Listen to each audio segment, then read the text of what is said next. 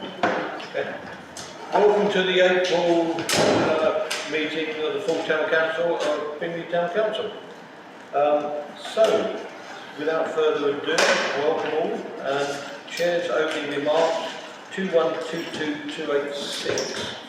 So, firstly, a warm welcome to our new councillor, Andrew Fenton. Welcome, Andrew. Good evening. Secondly, the first litter pick, we've had two litter picks this month. The first litter pick was a good showing of residents, but not too many councillors. Although I do understand why, as some were busy elsewhere and they helped out at Gilstead Village Society litter pick later on that day.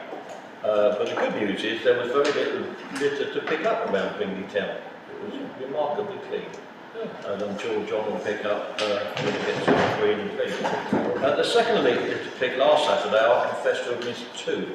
So my thanks go to Councillor John Good for organising it and being the linchpin behind these events.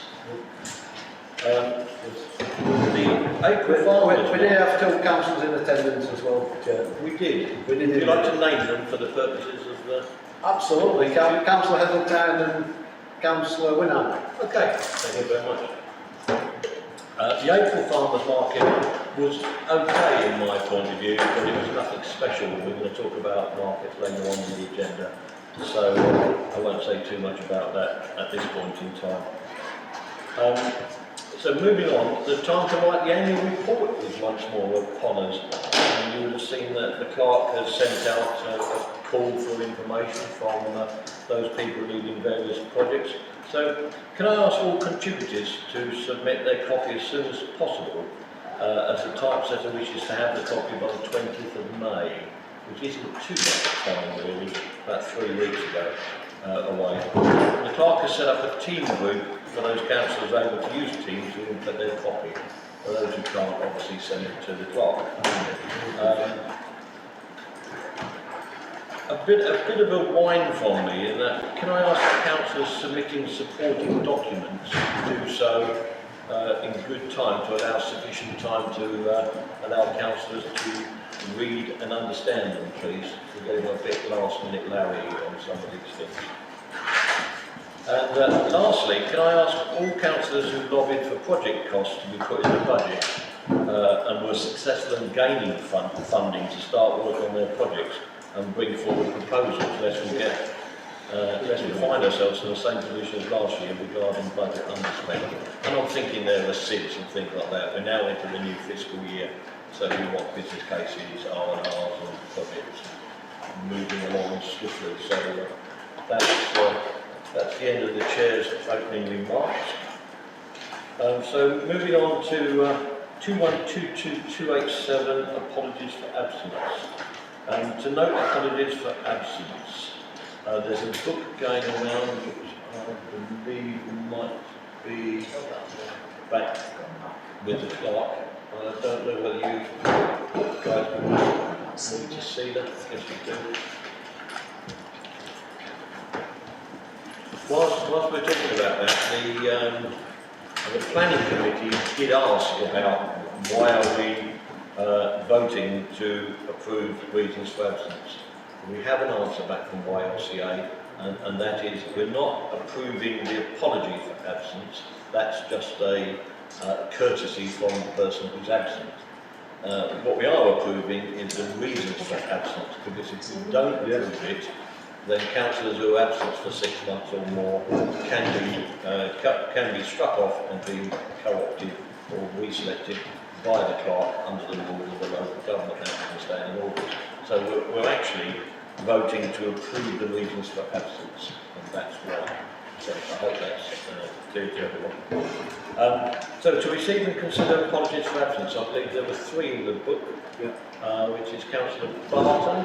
I'll propose Councillor Barton. Do them individually. Yes, please. Councillor Barton. Seconded by Councillor Curdow. All voting for Councillor Barton.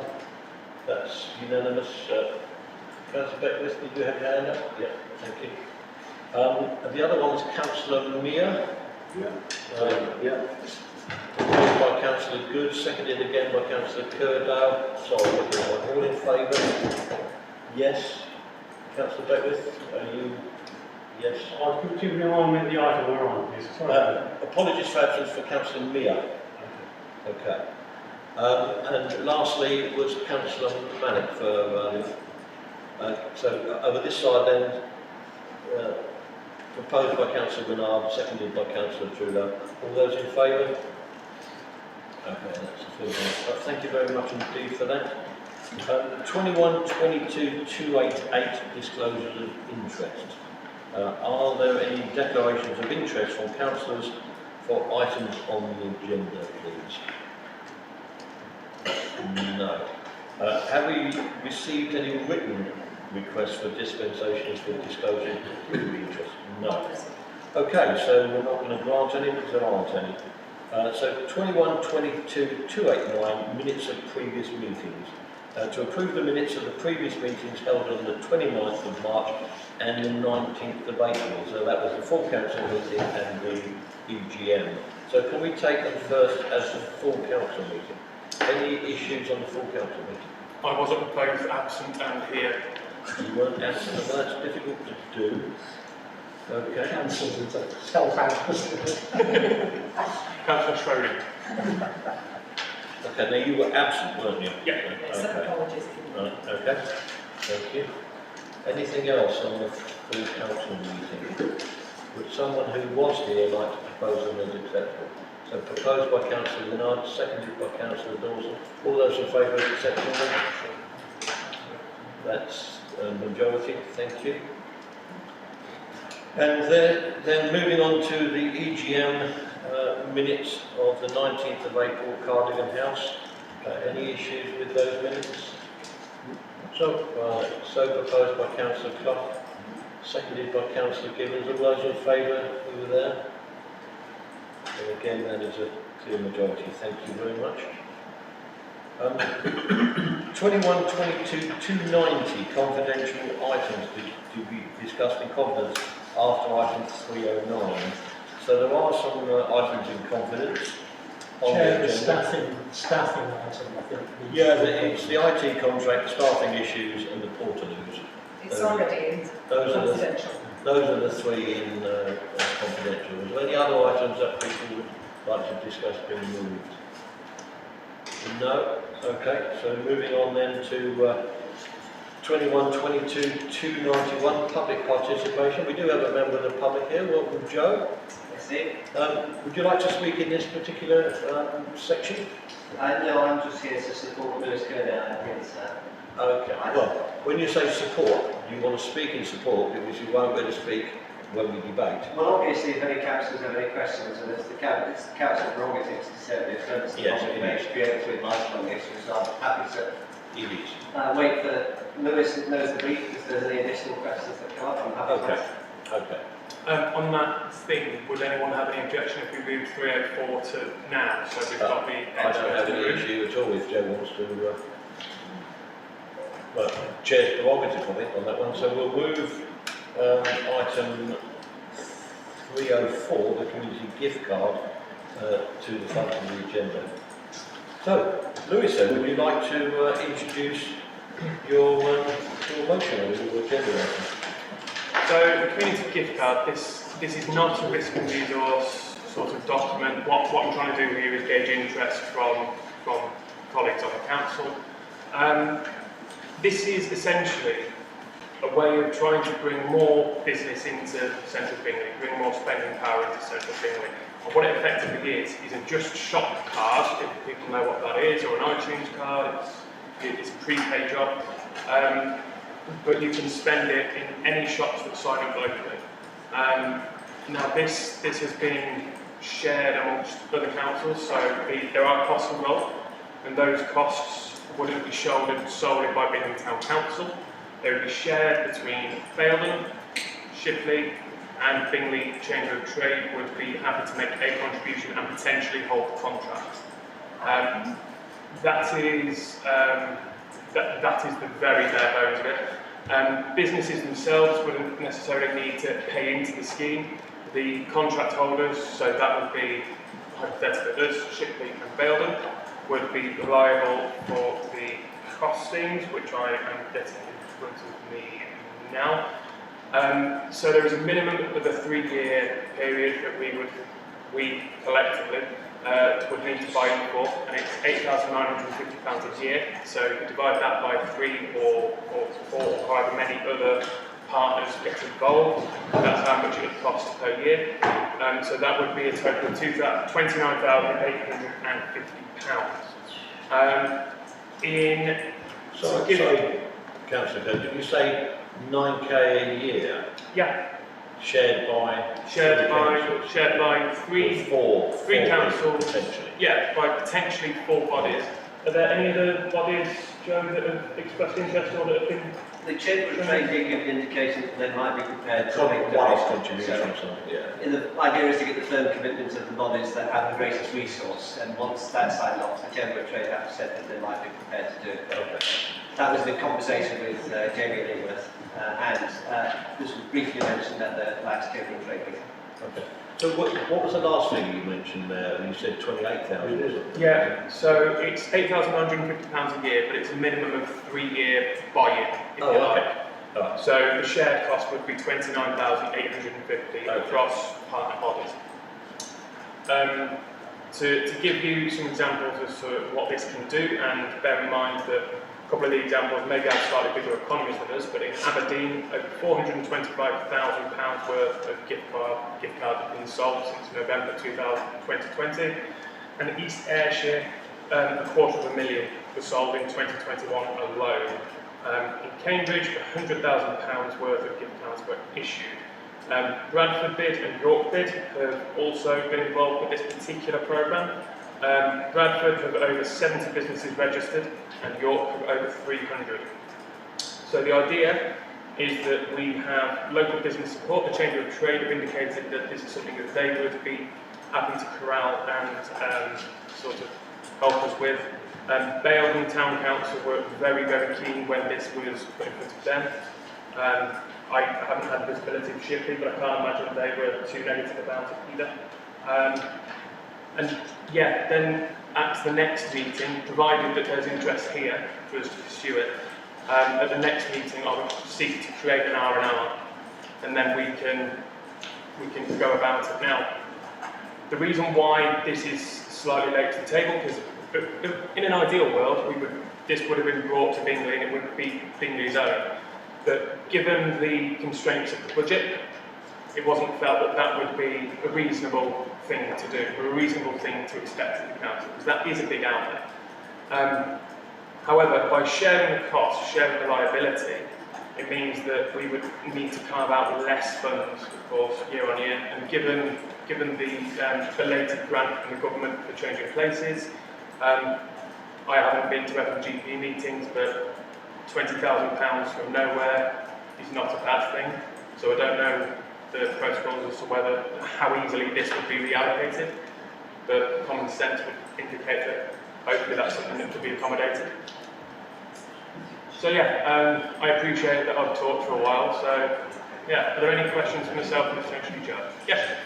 I mean, oh, sorry, that was far too informal.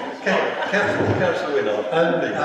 obviously in principle I'm supportive of initiatives to promote and support businesses in Bingley. I suppose my only question, and I'm a bit agnostic on it in the sense is, do we think that because it's shared with Shipley and Baildon, do we think that Bingley will get plenty of prominence in the marketing for this particular product? Bearing in mind, if the council or Lakeland decide to spend only £9,000 on it, we would want some impact for Bingley, where it seems to be at Shipley, for example, a rather bigger town, rather more shops, would get rather potentially perhaps more for their money than Bingley and with Baildon. So I have some issues about that. I don't know what the projected impact would benefit. I mean, obviously, if one instinctively thinks there'll be some benefit, but I don't know what the ratio, the proportional benefit for the £8,000 or £9,000 would do And so I just want to be absolutely certain that the Chamber are supportive of this, because if the Chamber do not buy into this, I think it would suggest that it might be not such a good idea. So I'm not casting a position one way or the other, but I think those are my concerns. Councillor Tudor.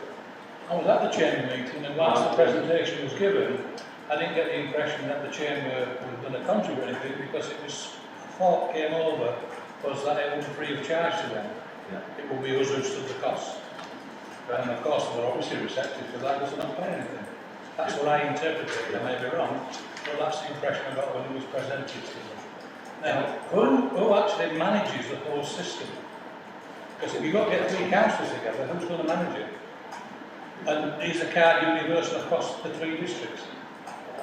Can I answer that, because I know that John's got... That's all right. It's related to what Mark said, because I was at the Chamber meeting as well. Basically, I agree with what Mark said. They were really in favour of it, because they thought it was a win-win situation. Anything, any extra business they got was free of charge. So, but if you've had, we don't know what conversations you've had with Jamie Illingworth, you see. Yeah. So, do you want to answer that? yeah, so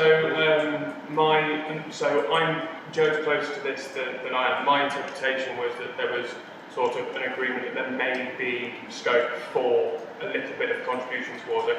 What I'm not trying to do is mislead anybody, that was just my interpretation. In terms of some of the points that Councillor Wennard you raised, yeah, you're right, that part of the issue, if you like, of sharing the liability is an element of sharing the benefit, but I don't necessarily think that that's a bad thing, because we would be gaining something that we otherwise don't have. And proportionately, £3,000 a year to a council where I haven't got the financials in front of me annoyingly, it's quite a small proportion, so there is a risk that we don't make that money back in the community, but case studies suggest that that's not that likely.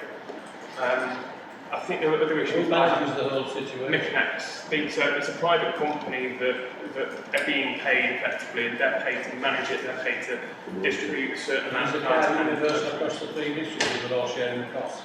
Yeah.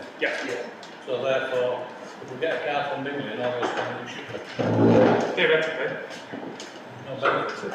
But equally you can do the same, you can buy one and chip it and spend it in Bingley. But people don't know that way. Councillor Dawson had a hand up, and Councillor Clufford. I think, thank you, Councillor Kerr. It sounds an interesting idea. I think it would be better if we accompanied with a properly scoped out document and some proper information. I think that it would be a big investment for a council, particularly one that's going to be totally for re-election next year, to commit to potentially a proportion of or all of £30,000. So I think if this is something that people, I appreciate you want to put a toe in the water and see which way the wind's blowing as it goes and mix the metaphors, but on the other hand, I think it needs a proper document. It needs more than an R&R, and to come back to a future meeting. Like a business issue. Yeah. Councillor Well, Clufford. it needs proper explanation. It needs the details that Lewis has just outlined, putting down. It needs some kind of analysis of, as Councillor Wennard has alluded to, the threats, where things might go wrong, how this might not have some kind of benefit to Bingley, and also the point, I think, was it that Councillor Tulip made about managing it and marketing it as well, who's responsible for it, what kind of contract would you have to enter into, who would be marketing it, what kind of percentage of the money that you pay would go on marketing, and lots of questions that really need to be answered, and those are the kind of things that I think should be scoped out quickly. So Micnex to the sorry, I don't need to be rude. But Can I I just say, I don't think we need these questions answering now. I think we need to come back. Yeah. Rather than having a debate now, we're going to have in the future, just come back with a properly scoped out proposal, answer the questions then when everybody's had a chance to read it, rather than having a discussion now. And then, I think that's fair enough, Councillor Dawson. Let's pull in Councillor Clough. Yeah, I mean, thanks, Councillor Curdale, and I echo what Mark have said, and I feel that if the Chamber of Trade Surely what stands out to me is that if the Chamber of Trade are not willing to give any monetary to this, you know, does it stand up? If the Chamber of Trade who you know, look after the interests of all businesses in Bingley and surrounding area, does it stack up if they're not willing to contribute any money at all? Councillor Heselton. Yeah, thank you. Just looking at the information, and it does say the community gift card, as though that's almost a foregone conclusion. I would prefer there would be a list of options. There must be other people doing this, might be more expensive, might be not as expensive. You know, there needs to be not competitive quotes almost. And also, agreeing to Councillor Dawson's comment, I'd like to see a lot more research into what businesses within Bingley are actually interested in taking it up, which are multinationals, which are the local ones which the would actually really want to support, and some evidence that there's a thirst in Bingley to purchase these gift cards to give to. It's Jeff's birthday, I'm going to tell you, you can go buy yourself yeah, exactly. So it's that sort of information that really needs to come back, and it also needs to be a competitive process. So thank you for that, Councillor. So just to throw mine in as a councillor, there's a few hooks on here which I was a bit uncomfortable with. One was first pre-contract meeting on the implementation plan, contract signed. So, you know, we need to know what's in that contract, what the liability is. If we're going into it with 3 councils, and who's going to sign the contract? Which council is going to sign the contract? Which one takes lead contracts? And then do we then sub out subcontracts to the other 2 councils to stop them avoiding paying the second and the third years because they're not signing the contract? So legally there's a bit of work to do there on the contract. You talked about card design. I hesitate to say it, but it smacks of working group, doesn't it? It kind of, if we're working with 3 other councils to get a card design together, then it talks about launch, it talks about, they will support us with PR outreach, business engagement and social media. Well, who's going to do all that? Is it these 2 staff here, or is it us? So yeah, it's kind of working group, business case, those sort of things. It talks about pre-packed, ready-to-load cards. It talks about first order of 5,000. You know, well, who's paying for them? How are we paying for them? What's the cost of those up front? It talks about kiosks. Are we having kiosks? Where are they going? Are they Wi-Fi? Have they got power on them? Is there planning permission? You know, there's a lot of barbs and hooks in here which I go, yeah, okay, it just needs conversation. So I'm not against it. I'm certainly not against it, but the people saying needs more work are absolutely right. But I question how we can get to that more work. So is there an appetite for a working group? I'm just going to throw that out there. Yes, sir. Before we rope people into a working group, I'm more than happy to create a business case and take Councillor Dawson's steer here. I don't want to over-engineer it, but at the same time I think it's important I give you the answers, because a lot of questions that have been asked there aren't answers to. But again, I completely appreciate that if you want more written down, then we can absolutely do that. What I'm happy to do, if it's prudent, we can bring it back to the next full-time council, or I think it needs to go there before it goes up for GP. Maybe an hour and a half for the working group rather than the thing. You know, is whether you know. So what I'm trying to do. Sorry, Steve. Yeah. So what I don't want to do is, given we've got a fair few working groups already, what I don't want to do is create yet another one. What I'm saying is that I will try and do the work of the working group to get us to a business case. Right. And then we can then come to a conclusion, because, for example, Mick and X do an awful lot of the management in terms of the social media stuff. We would manage it as well, we would contribute. I think that's the right thing to do. But yeah, I can put that in a business case, we can revisit it, and then you can refer me to wherever you want. What sort of speed are the other councils looking at in terms of getting this up and running? Do you mind if I refer that to Joe, because he's closer to You it? can refer that to Joe, yeah? Yeah, what sort of anticipation is behind Bowen and Shipley? So I mean, at the moment, all the this is the first meeting to address with you guys. The idea is to sound you out. I don't think there'd be any expectation of this council here and now saying, yep, we're fully in favour, through behind the sign now.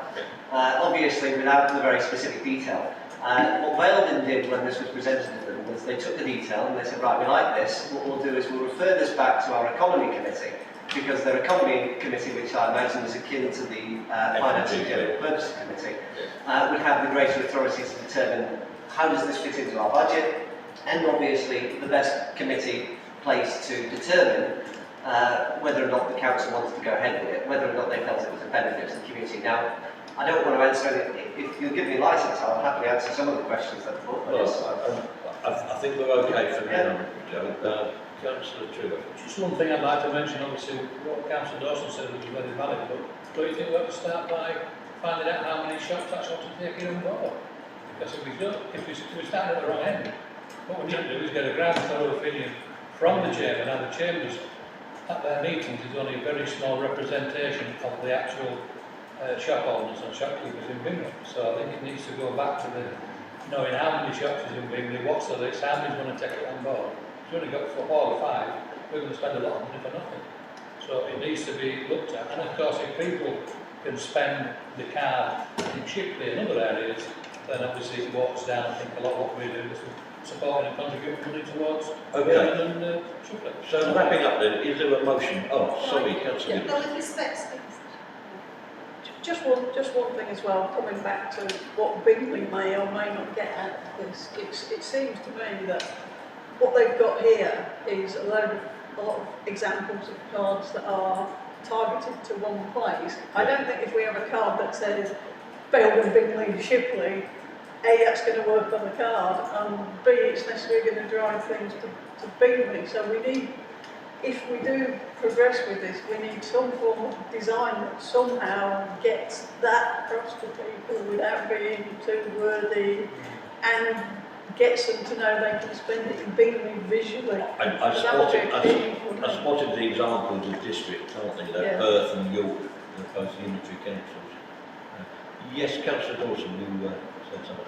I think, with respect, Chair, it's not right to start manufacturing promotions. I was being democratic, I was going to kill it as soon as it came And out. I would suggest that maybe the best thing to do would be for you to withdraw this as an item and just come back with proposals, Councillor Tudor's. To the FGP or the full council? Or Well, I think you should go and do some research and then decide from the sort of the clerk and decide where it needs to go, basically. Have you got enough of a steer? Yeah, I'm more than happy to do that. As Councillor Dawson said, this was very much putting it in the wind, see which way it's blowing. I'm encouraged by people saying, okay, now give us more. So I don't think anyone's against it. No, absolutely I not. haven't heard anyone say I'm against it, other than Councillor Gibbons was saying. No, I don't think that Councillor Gibbons is against. I think that was healthy caution. Yeah. My So feeling is that it should go to finance, don't you think? should it go to finance or here and then I finance? think business cases Finance going to bring, before, back to the council, I'd say. you get more out of finance, I think. Although I'm against setting up a working group for this, and I'm happy to do the business case. If anyone would like to help with the heavy lifting, please come on board. Well, I'm sure Joe will. Okay, thank you. Okay, so back to the agenda then. Joe, you're free to leave if you want to. And 21, 22, 292 ongoing items. To receive information updates on the following ongoing issues and to agree further actions where necessary. Bingley Pool. You might hang around for this one, Joe. Bingley Pool. No. Okay. Bingley Pool. Well, the only update I'm aware of is that we have 2 honoured guests coming to the next Yeah, council we meeting. invited Jason Walhouse to this meeting but couldn't make it, so he's coming to the next full council meeting on the 31st of May with one of his colleagues. Yes, the Director of Engineering Development and Summit or other. He's the director of Players. And Angela, she, yeah, he's a director He's of the play. director of Yeah. Players. So yeah, we have 2 guests and we're going to put them at the front end. So again, it's usual stuff. I'm not sure what we'll get out of Jason, but we can listen. Yes, Councillor. Does anybody know what the deadline is for submission of the levelling up bid? We know nothing. I thought it was July, Is it? sometime in July. I'm sure Yeah. that's Is it 23rd? I can't remember off the top now, but it's in July. Okay, so we really sit on our thumbs until Jason gets here, unless friends of Bingley Pool know anything different. And then Not really got anything else to say because we haven't had any contact No. with him either really, and with the No. Okay, the agency for the levelling up have not been in touch either, okay, so there's not a lot to report. okay. So moving on then to B, the hub. We have the building, the wall has been repaired. I trust we will see that. It looks a bit shiny new wood, and we're waiting for the other large wrapping to be put alongside it. Then I'm sure the F&GP will come up with a proposal to put some wood stain on it to make it all look better. There is an email coming to the clerk about opening the toilets half an hour early on Saturday morning. Now the clocks have changed. You all saw that email come round. The clerk has nothing against it because it's just a time clock. It's a matter of reprogramming the time clock. The cleaning is done the night before at 6, so opening it at 8:30 is no issues on the Saturday. So I've actually got a motion. I know that bringing motions to council without prior notice isn't advisable, but I didn't want to wait, considering we've got another 4 weeks to go before putting a motion on the agenda. The agenda had already come out. So I've run this past the clerk and she has no objection to it, so I'll read it out and you can see where I'm going with it, hopefully. To delegate to the town clerk the day-to-day decisions regarding operational hours of the toilets. In so doing, the town clerk will take due regard of any constraints such as cleaning costs, security, and only if necessary refer the decision to a committee or full council. So in other words, hoping to delegate the day-to-day management of the toilet opening hours to the clerk for everyone a day. That's I'll second it. Yeah. Okay, well that sounded easy. So motions, anyone would like to debate that motion before I move to vote? Okay, so all in favour of that motion, do anyone want to read it out again? No? Okay. Okay. Majority passed, thank you very much. I'm assuming that you want me to come down and reprogram the little doofer at some stage then before Saturday. We were thinking maybe 8 AM rather than 8:30 as well. Your call. Because we've had requests before from the market people Yes. to open it earlier, so Yes.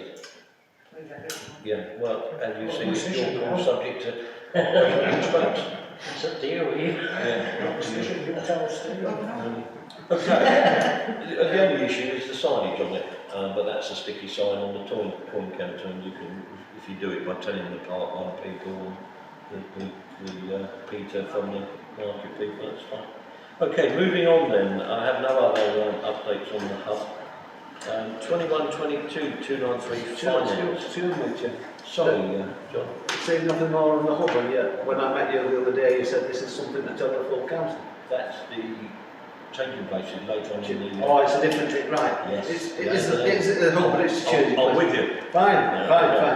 So 21-22-293 finance. To schedule of payments and bank reconciliations. The schedule of payments gone out today. Any questions on schedule of payments, please, councillors? Yes, Yes, the neighbourhood plan, something I probably should have brought up here at the financial general meeting, but £2375.89. Is this the total cost, or what is the estimated full cost? hang on, where are we? Which? No, that 12 item down, Chair. 12th item down. It's not the, that's the grant. Oh, Andrew Pellegrin. Yeah, Oh, it's yeah, that's their bill. consultancy charges. That's the charges for the consultant. Lee, do you know Lee? Just a consultant, no ongoing, it's finished. No, it's, we're £10,000, I believe. We've got £10,000, we've got £10,000 in the budget this year. We also get a grant from the locality that covers off most of the costs, but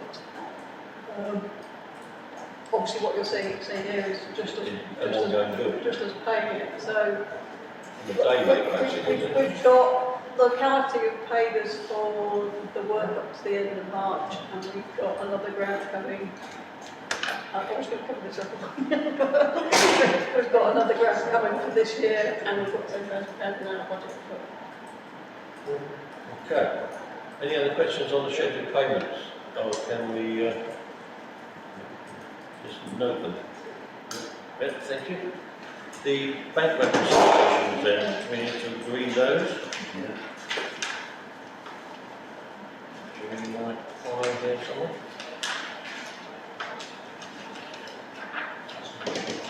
Okay. So, we have cash book for multi-pay, £0. Cash book 1, £6,553.51. And I'm wondering whether that's the only one. That looks like the only two I've got. So? That's just those two. Right, any questions on those two? No? So, can we agree them, please? I've got the proposal proposed by Councillor Good, seconded by Councillor Trudeau. Those in favour of accepting those? Thank you so much. 2122294 changing places. This is the item that John was talking to, because I was spotted down at the council offices with a tape measure and 2 guys or 3 guys pacing out things. But so we were told 8 to 10 weeks for the supply of the new changing places facility. That turned out to be 8 to 10 weeks from when we paid. So we didn't pay the 40% up front until the Wednesday after the last council meeting. You remember it was on the schedule of payments. So the 8 to 10 weeks in theory started 4 weeks ago. So you would think it's 4 to 6 weeks away. However, on the Friday, I received a telephone call from Astor Bannerman asking me if I had an invested interest in SmartPod. So I checked it out with Eve, and we have no invested interest with SmartPod. Astor Bannerman were flagging that they had issues. They were in, if you remember, Councillor Good, there was Astor Bannerman had the contract. They're supplying the internals, right, and a company called SmartPod were doing the building. Ah, right, okay. So it's a two from Astor Bannerman is our contract. Yeah.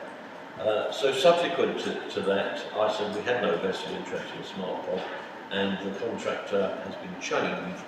So the subcontractor working with Astor Bannerman now is a company called Healthmatic. Those of you smoking around the table will know that they put the original kit in our existing hub, but they supply the doors and all the corner operation mechanism. So I know this is on YouTube, but I'm assured that SmartPod already know their fate as regards to Bingley Council's toilet. So that's why I didn't move it into the confidential, because it's not. That has a concomitant effect on the plan in terms of the timescale, primarily because the drawings are having to be redone again and submitted to Bradford Council for the change of the planning commission and the building control aspects. So that was one of the issues for Astor Bannerman, that when they've arrived on site, they looked at the existing pipelines, the existing water suppliers, there was a better way to do it, and that wasn't being done. So I'm assured that come middle of next week we will have a timeline when that will be. The key question for me is when, but I won't know until the middle of next week. And as soon as I know, I will broadcast it to the full council.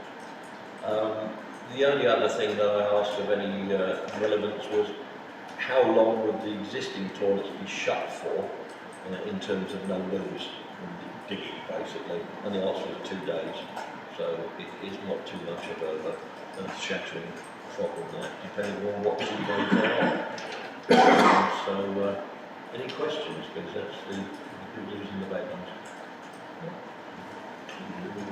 I should add that the change in contractor has not affected warranties, colours, designs, shape, the large lapping, anything fundamentally at all. It's just a different supplier. So is there, given this change, can we have an indicative ballpark start date on the Come bill? about Wednesday next week. Yeah. The project manager of Astor Bannerman, who was there on Monday doing the measuring for the new drawings, was saying that he's pretty much on site visits touring the country today, because obviously with the 23 million being handed out, Astor Bannerman and Healthmatic and presumably Smart too are quite busy. So he's on site visits all this week. He gets back to the office on Monday and we'll put fingers to keyboard and do the CAD drawings and we will do and submit them to Bradford. So mid next week we should get time planned. Okay, can I move on? Thank you very much.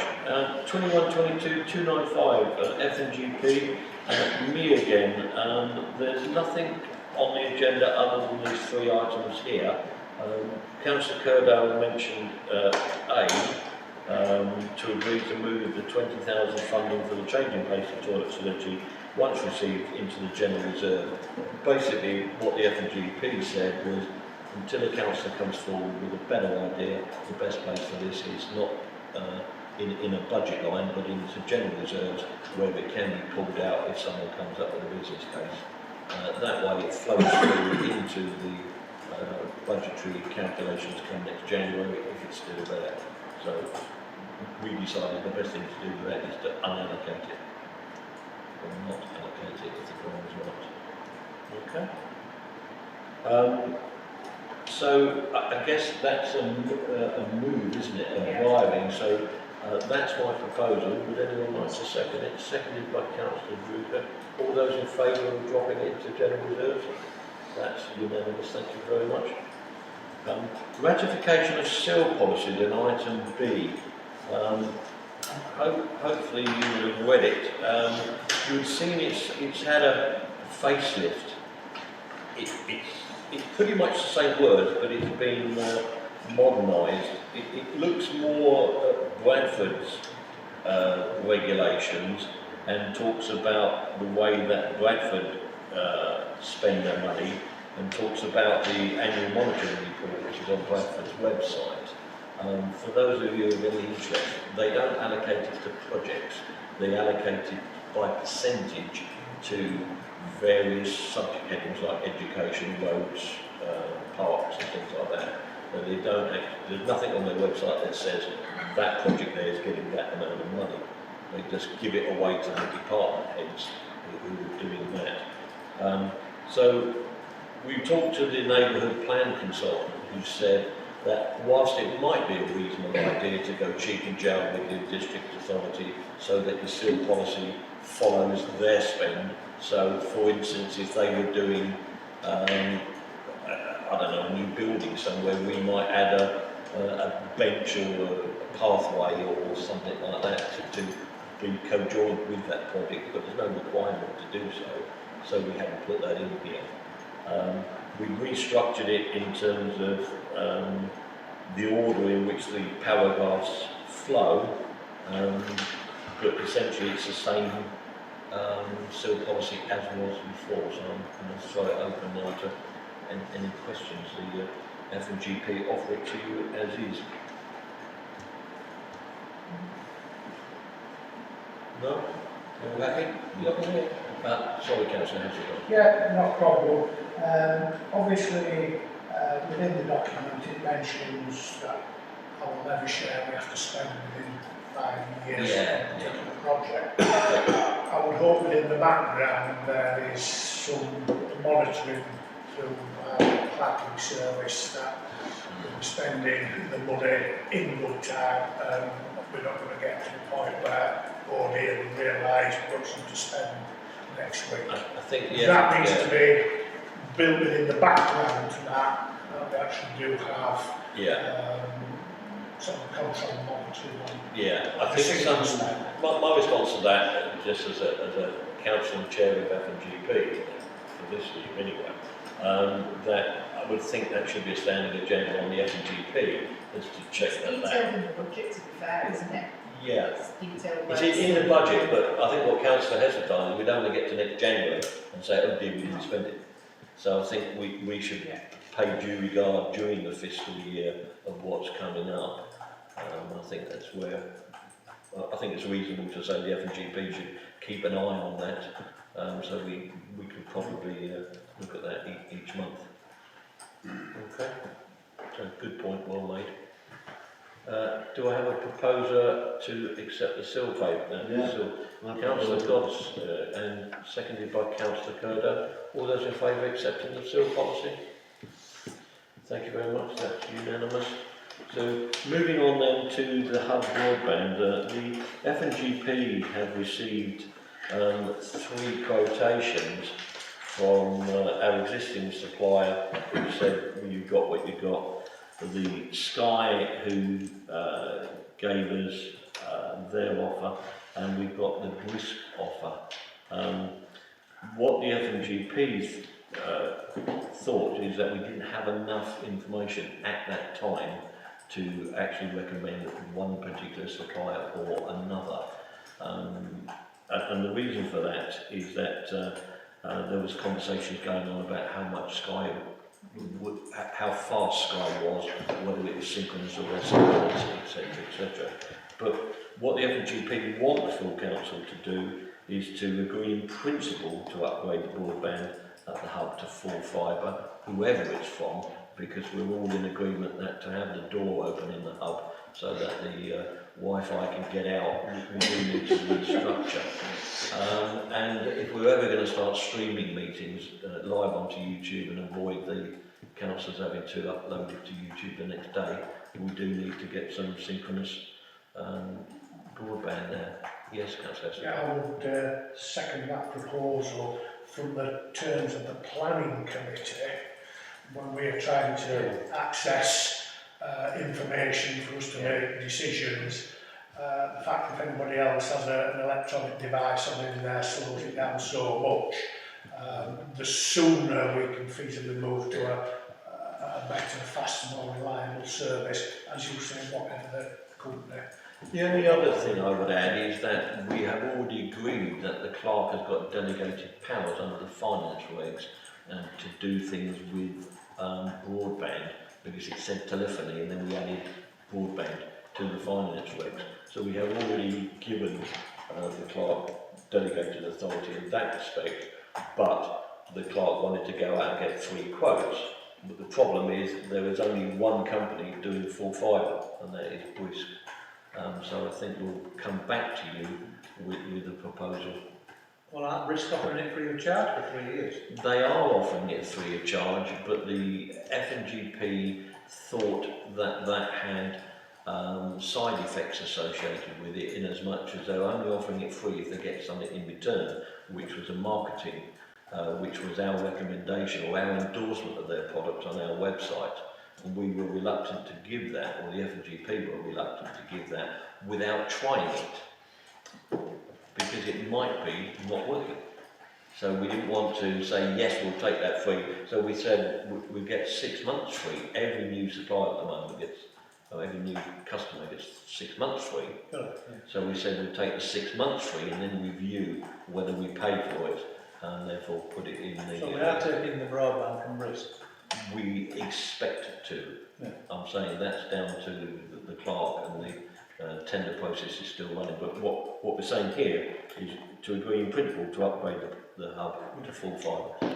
No problem. Proposed by Councillor Good. Do I have a seconder, please? Seconded by Councillor Sultan. Were those in favour of doing that? Yeah. Thank you so much. Yes. Oh, that was unanimous. Thank you. Okay, 2122-296, Neighbourhood Plan Working Group. Councillor Gibbons, please, to update us. Okay, I think we touched on this a bit earlier when Robert asked his questions. So in terms of money, there is 10 grand in this year's budget, but our spend, we've also put in our bids for this financial year to locality for the balance that they will let us have, which they've agreed we can have. Eve, is it 5.3 that off the top of my head? Yes. Yes. So that's £5,300 we'll get from locality. That's the last, isn't it? Yeah. For basic support, so that will pay for the work of the consultant to finish the redrafting of the plan. The other monies in the budget are there to support us going out through consultation and holding consultation events, which we'll plan in going forwards. The redraft of the plan, we've had the first redraft, consultants working on the second redraft. We've got a neighbourhood plan group in the diary for next week, but I'm probably going to slip it a couple of weeks so we get that draft for people to review prior to the meeting. And if that draft is okay, we'll be bringing that to full council for approval after that. So hopefully in May, but if not in June. Any questions? No, seems to be going smoothly. Okay, so thank you very much, Councillor Gibbons. So moving on to 2122-297, Youth Involvement Working Group. Pulled from the agenda last month because of Councillor Curdale's absence and put back here in all its glory. So where do you go, Councillor Curdale? Thank you. So I brought this to the council originally in January, and I was politely asked to go away and do better homework on my risk and resource approach. So I've done that. I'm by no means saying that it's a perfectly executed job. However, I don't think I explained what it was and what we're trying to accomplish particularly well in January, so I'll have another go now. So there are a lot of young people in Bingley. In terms of representation, they haven't necessarily got a direct way of speaking to the board of town, speaking to us, and feeling represented. So I've been looking at different ways that we can give young people a voice, and the best way I believe in doing that is to ask them. So this working group isn't to do X or to do Y or to do Z. This working group is to have some councillors and members of the public come together and find out how young people want to be heard, how they want to be represented. Within the risk and resource document, there's some links there, and in some of those links it explains some of the difficulties that young people have. A lot of them relate to feeling that they aren't listened to, feeling like they haven't got a voice, so very different things, being heard and being able to speak. A lot of the time they marry together nicely, but sometimes people just want to say something so they feel empowered themselves. Feeling like they aren't involved in the political process, feeling uneducated and awkward about that. These are other things that are involved, and just not having enough to do in their town or feeling involved about the decisions that directly affect them. These are all things that negatively impact young people in communities. There are lots of different ways that the working group can go, all the way through to a full-on youth council, which would be wonderful, but it'd probably be on the remit of Bingley Town Council to be able to do. I'm ambitious, but I'm pragmatic, so I don't unfortunately think that that is likely to be able to happen, unfortunately. But there are other ways of engaging with young people, and I'd like to know from young people what they would like it to be. So this hour now is to try and get people to, well, get councillors hopefully to agree with me that this is a worthwhile thing to do, and to get the information from young people directly about how they want to be heard and how they want to have their voice. Previously there were questions about Dbs checks. Now Dbs checks are what used to be called CRB checks. They're to check, make sure that people are suitable to work with children and be in their presence. I've asked this of the relevant government department. They said that it wouldn't be illegal legal requirement. However, having spoken to the clerk and deputy clerk, it would need to be a decision that the town council would make as to whether we expect councillors to be DBS checks or what extent that would need to run through. And obviously councillors on the working group, if children were to be involved, well, children 16 to 18-year-olds were to be involved in the working group directly, obviously individual councillors would have to make their own assessment on their level of comfort, and we would potentially decide that quite early on in the working group. So that is the broad strokes proposal. That is what I would like to do. I believe in the working group section later on, hoping that this gets approved. We'll be appealing for members, so that's where we are. So please, I invite any questions, and this time I'll ask the chair to address any questions for me. Thank you. Sorry, Lewis, we haven't got a working group section later on in this agenda. It'll be on the next one, because anything will change in the next one, because it's the first meeting of the council, so I didn't put committees and working groups on this one. They're changing again next month. No, I understand why that is. I was going to say that we do struggle to get people on. Every month there's a litany of committees and working groups where there are vacancies currently. So anyway, so without commenting further on that, any councillors got any questions for Councillor Curdow, please? Councillor Beckwith. Yeah, it's very small actually. I'd like to thank Lewis for his hard work on this, but there's a slight error in item 6 on the sheet. But there is an assumption that it would be possible to hold a meeting in a costly venues like that at the heart. It's clarified on the next block whether it be better to hire free because there is a cost of electricity, especially every month in the winter. Yeah, acknowledged. Okay. Councillor Dawson. Yes, likewise, like Councillor Beckwith, I think, you know, obviously Councillor Curdow has done a lot of work on this, which is really appreciated. My concern is really that the council doesn't have the resource to do it. At 6 it says what resources would be needed. It talks about council time, and you've already pointed out, Chair, the issues around convening existing working groups and small committees, and then staff time as well, and it doesn't specify the staff time for meetings, committee meetings and the rest of it. I mean, so if, through the chair, can I ask, Eve, on your sort of experience from a working group, how much would you spend on a month? If there was a meeting a month, say with the neighbourhood plan working group, it's a good few hours a month for staff time. Taking the meetings, taking minutes, doing queries, loading everything onto the website, etc. But just to say, we have had this conversation, so I've always had this conversation. He did say that he was willing to sort of hold back on it until we got more staff time. So yeah, it's a conversation we have had. I think, so thanks for that. I mean, I think it's obviously a few hours to do it. We've also got these other projects which are, well, major projects, a Changing Places project about to happen, and there are always still ongoing issues with the hub.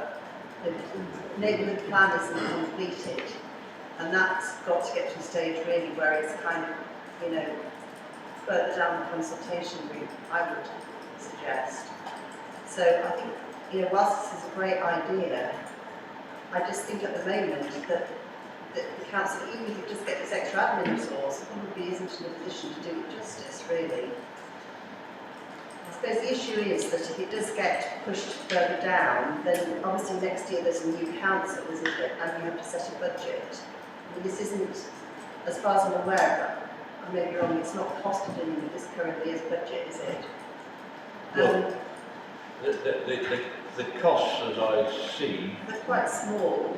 yeah, they're small and they're indeterminate because the working group hasn't yet made the recommendations. Because the working group is not defining what the outcome is. The working group wants to define the outcome. So that will play into the budget for next year if there is a budget issue. Yeah. Unless the 20,000 is addressed again. But Councillor Heseltine. Sorry, I just wanted clarification. Also, I think the priorities referred to in point 8 are from 2019. I'm surprised there hasn't been updated priorities since then. Also, a lot of things have changed in the last sort of 3 years or so. Yeah. I think there was a priorities document that maybe didn't get past this last year's budget. This year. Yeah. That was a project priority rather than priority of the council. But I do agree, that was the one that you wrote and I pointed out a couple of months back that it needed updating.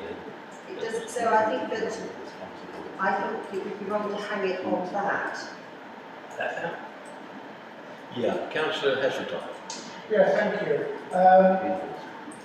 We do need to get young people engaged.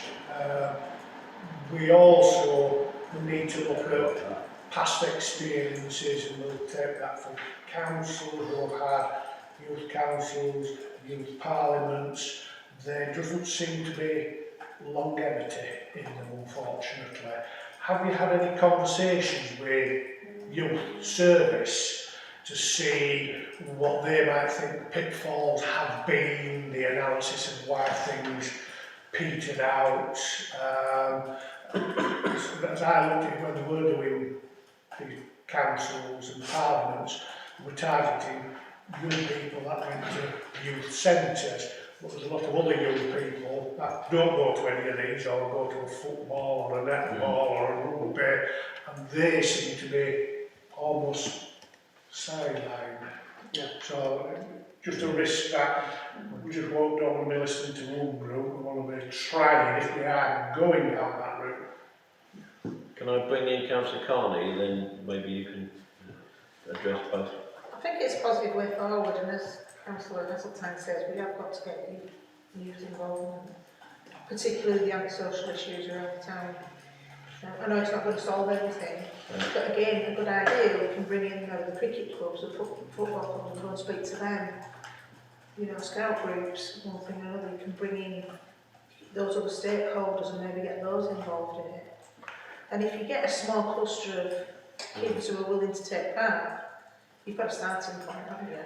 And I think to say that, you know, we've got too many committees going on already and too many working groups going on already, it's not a valid reason to not consider it, because I think surely the Changing Places one will be winding down at some point, because that project is going ahead now, so that frees up some people.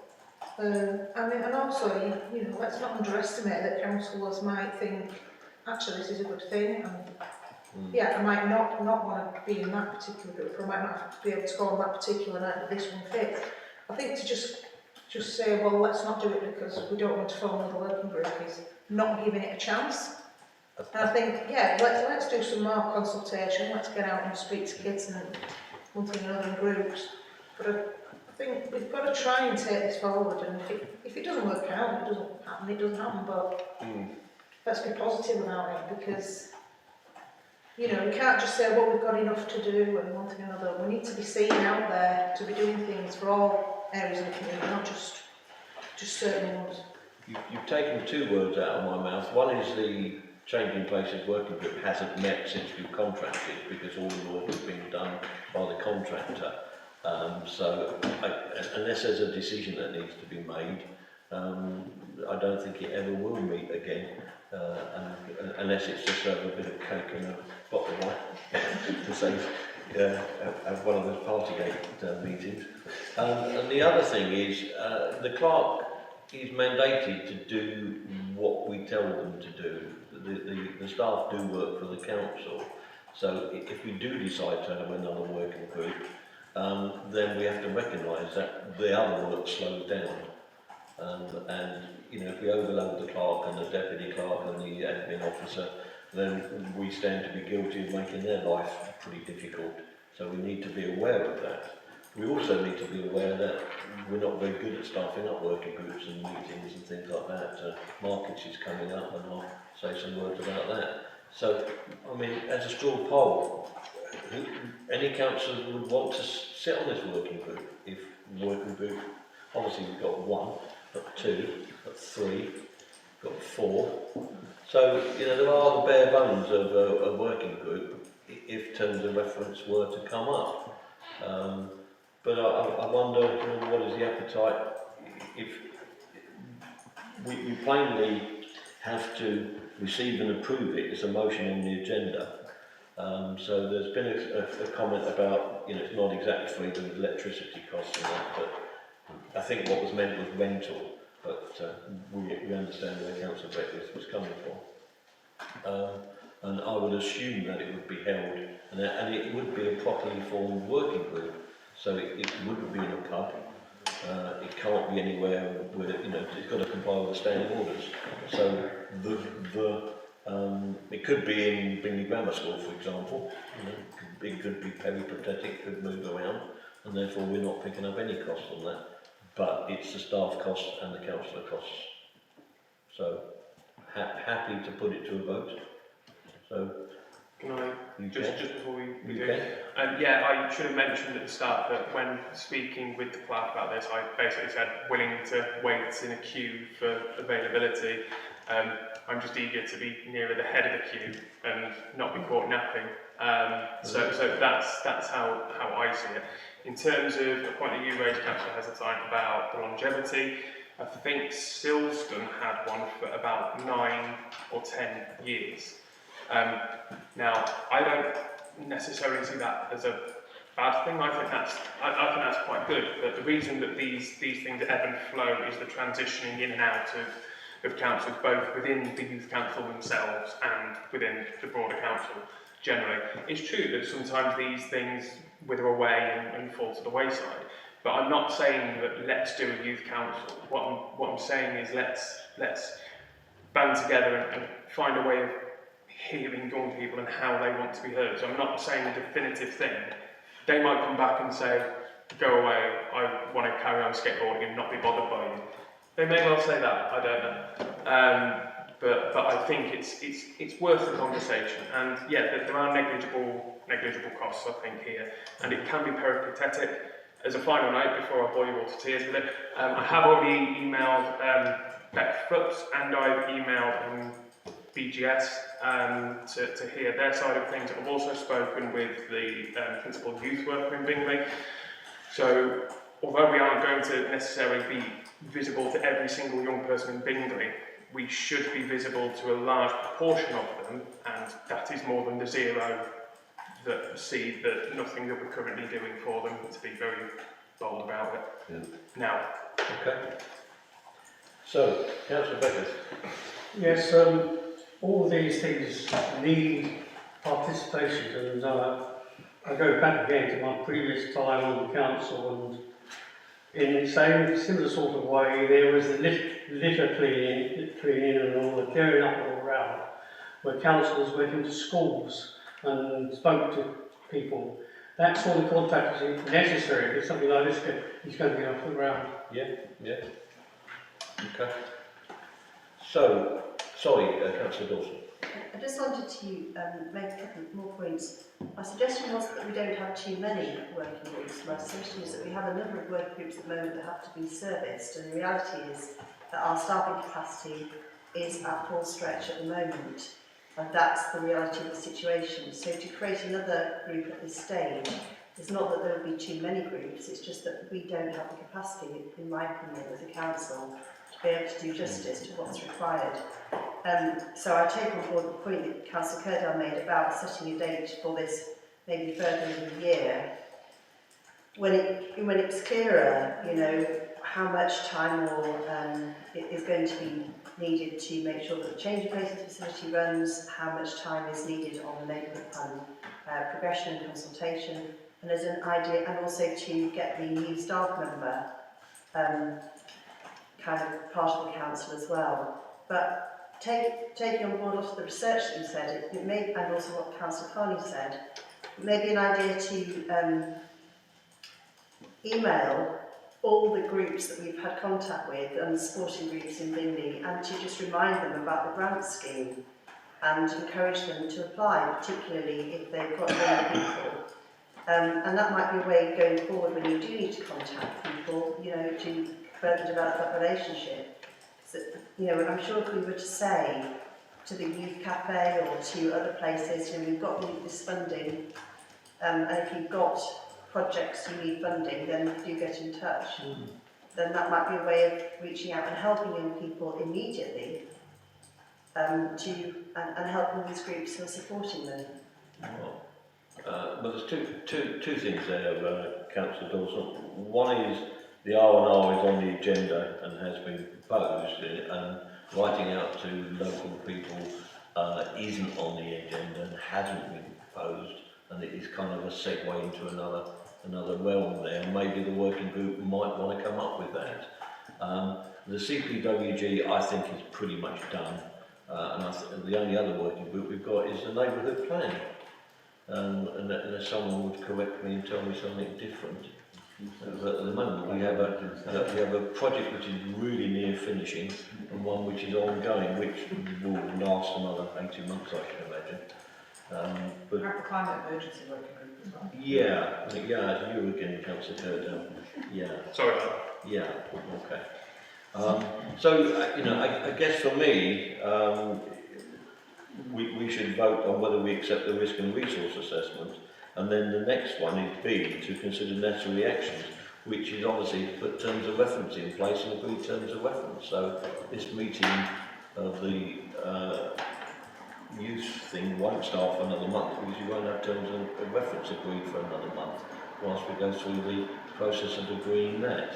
So I guess at the moment the councillor has properly put a motion on the agenda, and has it been seconded? Seconded by Councillor Carney. So all those in favour of accepting the risk and resource document? Yeah, that has been approved.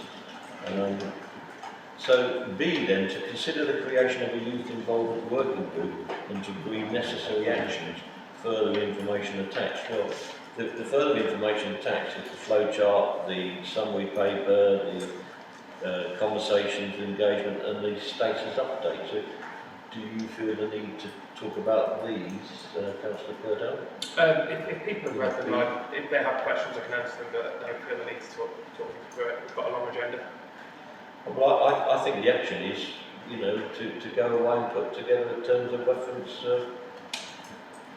unless that would be my motion on B, to agree necessary actions. That is a necessary action. So, It says frequency of meetings. it says monthly in the risk and resource. Yes, that's what I mean, that's one thing I feel It captures monthly working groups from as soon as possible until August 2023. Well, yes, bi-monthly I'm only thinking of the workload. We're volunteer councillors, and we've got the other committees that are on. Bi-monthly might be more practical. Oh, 2 months, yeah, okay. That comes at the side Yeah, terms of reference. Yeah, just to clarify, the cap on the monthly was we wouldn't meet more often than monthly. Yeah. Yeah. Yeah. So you could meet every 3 months. Theoretically, yeah. If you couldn't get any youth to come, you wouldn't meet them. Yes, Councillor? So forgive me, but aren't all the seats up for election next May? Yes. So would it, and in the past it's always been thought not to kind of commit council to something which, a different group of people might come along next May, and so I'm just wondering why August 2023 has been chosen. Is it just because it's a year for this August? Or? Yes, please.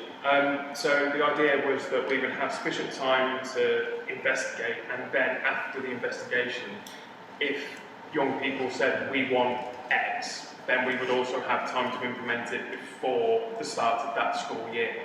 So that's where that date was kind of plucked from, if you like. It seems to be the end of the school holiday to me. End of the school holiday, so it's set up for the new school term. And I know that the council generally doesn't like these things to go on ad infinitum.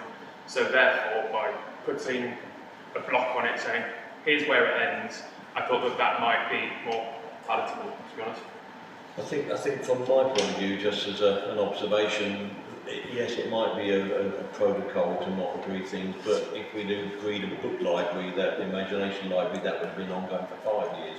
So we would, by necessarily, agree things which go over a civic year, you know, things do. SIDS, for instance, will carry that forward and not take them down, so literally things will go forward. Chair, I think the key proposal is that some sort of working group is established and terms and conditions of it are agreed, terms of reference are agreed, which will be tasked to effectively do some engagement and make some recommendations. And it may well be that it will be the new council which ultimately decides what the recommendations are, or whether the recommendations are actually implemented, but it might be that the work this year is effectively scoping out, doing some engagement and making some report and making some recommendations which then can be considered in the future. There's certainly no budget being set aside on it, so that will be agreed, if at all, by next January. So, yeah. So that would be my proposal from the chair, that Councillor Curdale goes away and pulls some terms of reference up for a working group. So that would be seconded by Councillor Curdale. So all in favour of Councillor Curdale doing that? Okay, that is passed. So thank you very much, Councillor Curdale. Moving on then to markets. 21-22-298. You see there's a fairly racy proposal from me based on observation. So let's talk about an update on the markets first. I said in my opening statements that I wasn't overly impressed at the last market. Otley Partnership have been saying that there were 17 stalls, of which one was possibly going to drop out because they didn't have their own gazebo, so we were thinking about 16. But I would suspect, looking at it last month, there was probably 6. I was aware that a councillor went sick, and Ruth spoke to me on the Friday to ask me if I was going to step in, which I declined. She kind of said, well, you're a chair, you have to. And again, I declined, as I'm a working councillor, as volunteer as everyone else is.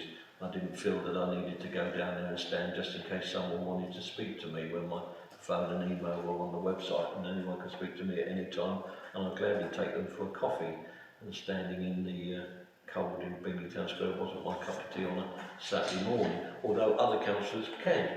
No issues with that. Well, the chair, I was the person who stepped in, yes. And I think it's fair to say that the market was quiet, one of the quieter markets. Yeah. I think it's both in terms of footfall, let alone stalls, and it wasn't helped by the last minute withdrawal of the musician who was going to attend, who was poorly at the last moment. Of course we proceeded, John Wood had helped put up the big gazebo for the musician, because no one had told us that the musician wasn't coming, and of course I was under the assumption that he was about to turn up. Of course he didn't, and I think just the very fact that the musician wasn't there meant it was a bit quiet and it didn't attract passers-by. And you know, I think some of the traders clearly had a quieter day than some other markets. But I think that what seems to happen over the different markets is it ebbs and flows, and some are more popular than others. And there's always an issue of traders, because obviously traders will say they're coming, and then at the last minute they don't come, and there's no effective sanction against it, and to some extent there's all sorts of, they have issues of sickness and things like that as well. To be an honest broker with this, we have received an email as Eve, John and myself from the admin officer talking about her concerns that if we do elect to pull away from the farmers market, Ruth thinks it would diminish the presence of the council in the local area, and that the stall itself is a visible sign that Bingley does have a council. She says it reduces opportunities for residents to have informal chats with councillors. Well, that's presupposing there were councillors there to have a chat with. So my view is if we wanted to do things, we should do things. And and it comes back to me saying that working groups need people, and so there were subcommittees. Can I continue with the concerns from Ruth? She says it reduces... Excuse me, Chair. Can I just, point of order? Yeah. I think it's really difficult discussing things without adequate information. So to receive an update is fine, but to receive lots of bits of information just kind of out of nowhere, and to agree unnecessary actions and not some specific proposals, it's just very woolly. Well, if I don't read it out, Councillor Dawson, then we're diminished by not having the input from our admin officer who's in support of having that store there, even though it might be empty. My point of being a little bit provocative and saying let's discuss it was I didn't think that Councillor Good should put it up if no one was going to be there. I didn't expect Ruth to be chasing round if no one wants to be there. You know, it seems to me that I want to provoke the conversation to say if we're going to have it, let's staff it. You know, let's do something with it rather than just stand there and turn up just in case someone might want to talk to you. That was my key point about the proposition. Yes, John. I've been giving it a bit of thought, and if we just put the 6 metre up, what would we need to take? We could possibly take the table and the table and the box and the chairs and the banner, and we could use part of it depending on what size of the entertainment was. We could give it a try and see how it worked. That would be my suggestion. Any other thoughts? Yes, Councillor Curtin. Sorry, No, I'll link to say more about volunteering and stuff, that's all. yeah, so as far as markets go, I think that we could and maybe should be talking about both the ones, yes, I know they're run by Bradford, but they're in Bingley, and the farmers' markets. I think that, so if memory serves, it was me that caused you to come out of bed early on that Saturday morning, so I'm very sorry about that. But the reason why I've put my name down against a fair few of these is I agree with Ruth. I think it's a very important thing, and as good as it is that I imagine that you, Chair, would be extremely responsive to any constituent who calls you or emails you. I think putting a face to the name has an awful lot of power, and I think that us not having a town council store there and it being attended by someone, I think it's a really poor look, and I say that knowing that I have not been able to attend. I think 2 of the 3 that I've signed up for. So again, that's my fault, and I apologise. But I think that that's important. And to broaden the topic out, I know that Bradford run the weekly markets, but the traders are trading in Bingley, and they are traders from Bingley. I know that it's not our accountability or our responsibility, and I know that it's Bradford's, but perhaps instead of when I've raised this before, it feels a little bit like it's been slightly shouldered in terms of, well, it's them. Well, instead of having potentially that attitude, maybe we could engage a little bit better with Bradford, get a better engagement from them as well, build that relationship, and together try and make weekly markets better, as well as the farmers' markets. Because as you say, Councillor Winard, it will ebb and flow. We can't control that because the weather's going to dictate it as well.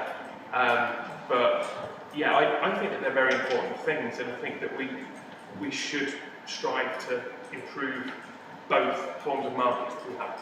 Okay. Councillor Hesseltine, Yeah, I'd just like to sort of second John's idea, rather than having to put 2 up, it puts 1 up. So the big one for the musician goes up, and we use that. Outside at the end of it. And put the banner. Rather than put 2 up. I'm going to throw in the extravaganza, and now I know it's not strictly the farmers' market, but as Councillor Kerdal introduced the weekly market, I'm just going to beg your tolerance for 2 seconds here. We couldn't find enough people to staff that table in the extravaganza. John did 2 hours, I did 2 hours. We couldn't find another councillor to do the 12 to 2 slot. I had 2 people speak to me. One was a lady who lived in Harton who wanted to talk about her precept and how it related to Arden, and the other one was a lady who lived in Bradford who had a road traffic accident and wanted to tell me all about her whiplash. Nothing to do with Bingley at all, neither of them. And the only stand support there was our winter newsletter, which was some 3 months out of date. So I was actually ruining the demise of the EMAC, which was the Events Marketing and Communication Subcommittee, because I did feel that we were going to have a table there at an extravaganza. We should have put some banners up to say this is what the precept is, this is how we're spending your money, because we have I was waiting for the lady who, or the person who phoned up later on the agenda, the person who phoned up to make some comment about the precept. I had the budget printed there with me to take that person through the budget, but I did feel that we were ill prepared. So I just think if we're going to do something, we need to do it better than we're doing at the moment, and that's kind of where I'm coming from. I agree 100%. The thing is that I don't like going in the past because, but it's completely different then, because these things were organised by councillors, and we put displays on. We have in the store with picture boards, notice boards that can be put up, and I agree 100%. I went down on that morning and I went and bought some Easter eggs on the Friday. I got a basket from home, I took some newsletters, and basically that's where we are. But as regards people talking to me, I had loads talking to me because I talked to them first. I just asked them where they were from and who they were and what they thought. I tried, maybe from 2 o'clock in the afternoon. I thought you would have been a much better salesman than me. Okay, so come on. Moving on, I think the EMAC was dismissed or deconvened because we got more admin staff, and I think it's our problem for not asking the admin staff to put together something on the budget, for not driving the event as we should have done as a council. I think we actually sort of should criticise ourselves for doing not doing that. And I agree with that. When we had other councils on the left, we had a different mechanism going here, and a different dynamic. So anyway, so Mark, sorry, Mark. I was just going to make a final point in support of both of what you said. I think that having a councillor at the market is useful, not least because normally they would introduce the, meet the musician, and which we still have a responsibility for sorting out, and make sure that the musician had whatever facilities they need. So I think that somebody probably ideally needs it down there. I agree that we don't necessarily need the small gazebo, unless it's an occasion where the town council has some particular product or material, as we say, they want to promote. Now, it may well be when we have the annual reports there, we may well want to have a table there, and then we can try and promote it through that. But I think that without a set particular product to promote, it's not. You don't need the stall. You can still have the council hanging around, but you don't need the stall itself. Okay. Sorry, guys. Yes. I think that's a really good point made by Councillor Winnard. This council does and tries to do an awful lot, and I think that there is more than enough that we do and try and do that we can allocate in May. The farmers market, we're going to promote youth involvement working group, greening to Bingley. We can say, okay, when we sit on it, this is what we're promoting. That's the hook to bring people in. If we want to turn these as products, we can. But it's something to shout about and be proud of, because we work quite hard in trying to do this, and we're all volunteers. So I think that we can almost use us having a chance to say, hey, look what we've done. I know it's not being British to shout about our achievements, but that's our advertising. That's the hook. That's the product. Bear in mind that anything you say like that has to be produced by someone. So that's my only concern. So, yes, Councillor Good. Okay, so I don't, as a chair, I don't feel the need to vote on the motion that's written on the agenda.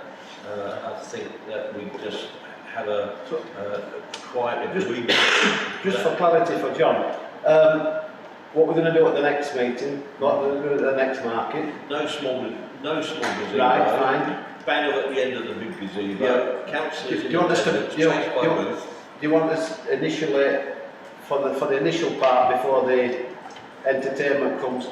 Shall I bring a table, a chair, and the box because the box has all the bits and bobs in, but do we need it? The box is probably useful to have there. Yeah. Okay. And the banner. Yeah. Yes, and the banner. Okay. I've had I think his name. Moore has offered to come and help us to put the thing up. So if any of the two volunteers, but it's business as usual.